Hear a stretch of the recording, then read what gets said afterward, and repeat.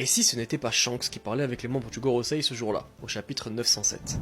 Écoute la théorie jusqu'au bout, et si ça t'a intéressé, pense à t'abonner, on parle de One Piece tous les jours. Pour appuyer mon propos, je dois parler du chapitre 1083. À la lecture, ça m'a sauté aux yeux directement, et vu les réactions que j'ai vues après sur les réseaux, je pense que je suis pas le seul. La silhouette de ce chevalier divin ressemble vraiment à celle de Shanks, que ce soit la cape ou même l'épée. J'ai même vu des gens essayer de chercher des similitudes avec l'équipage de Shanks au grand complet avec les chevaliers divins. Franchement ça j'y crois pas du tout. C'est super intéressant, ça serait cool, mais j'y crois pas du tout. Par contre l'idée que ce gars-là soit un chevalier divin, ça je veux bien y croire, et je vais vous expliquer tout de suite.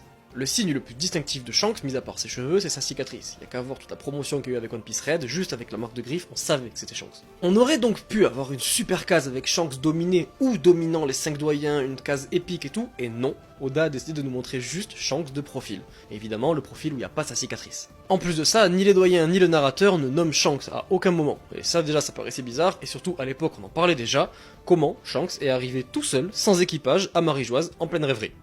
Normal. Mais alors, pour moi, ce mec, en plus d'être un chevalier divin, c'est qui? À mon sens, il y a deux possibilités. Soit il s'agit d'un clone, on sait que les clones existent depuis un moment dans One Piece, comme Stussy par exemple, quand Vegapunk était plus jeune, et ça pourrait très bien le faire avec son épée, quand on voit que le Séraphin de Mihawk a une épée similaire à celle de Mihawk, ça peut le faire. Mais pour moi, la théorie la plus intéressante, c'est que ce mec soit le frère jumeau de Shanks. On sait que Shanks a été retrouvé par l'équipage de Roger dans un coffre pendant l'incident de God Valley. Et qui habitait à God Valley? Les dragons célestes, les dieux de ce monde. Le fait que Shanks soit un descendant des dragons célestes, je le remets pas en cause. Par contre, c'est possible que Shanks ait eu un frère jumeau et que leurs parents, du coup, aient caché un dans un coffre et un dans l'autre. Et dans cet autre coffre aurait pu être récupéré le frère de Shanks par le gouvernement mondial, descendant des dragons célestes qui finira par devenir un chevalier divin. Les chevaliers divins, on n'a pas d'infos sur eux, c'est peut-être juste des dragons célestes qui ont des aptitudes au combat exceptionnelles.